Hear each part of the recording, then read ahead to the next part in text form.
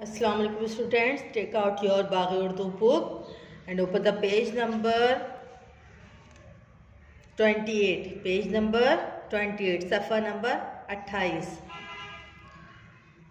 ये हुर्फ खे है, इसकी आवाज़ ख है. ये हुर्फ खे है, इसकी आवाज़ ख है. खे के ऊपर एक नुक्ता, खे के ऊपर एक नुक्ता.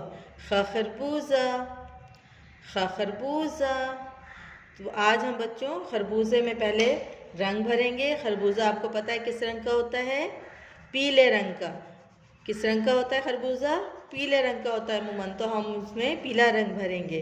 इसमें हम इस तरीके से आप लोग इसमें पीला रंग भरेंगे. पिक्चर में अच्छा सा कलर करेंगे. उसके बाद हम खे की ट्रेसिंग भी करेंगे और रीडिंग भी करते जाएंगे. साथ साथ हम इसे पढ़ते भी जाएंगे. ये हुर्फ खे है, ये हुर्फ खे है, इसकी आवाज़ ख है. खे के ऊपर एक नुक्ता, खे के ऊपर एक नुक्ता. खे की आवाज़ क्या है? हुर्फ खे की आवाज़ क्या है? ख है. इसी तरीके से बच्चों आपको कलरिंग और ट्रेसिंग भी कंप्लीट करनी है और अच्छी सी रीडिंग भी करनी है. ओके स्टूडेंट्स, अल्लाह हाफिज़.